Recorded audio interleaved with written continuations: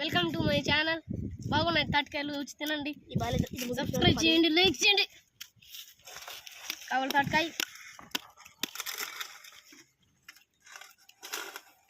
అంటే తినండి.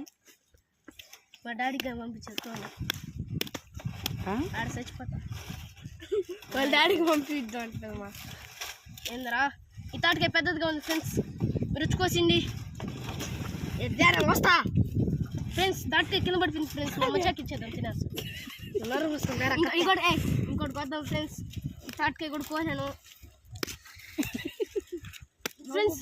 తాటికాయ friends friends subscribe చేయండి. వచ్చేసింది,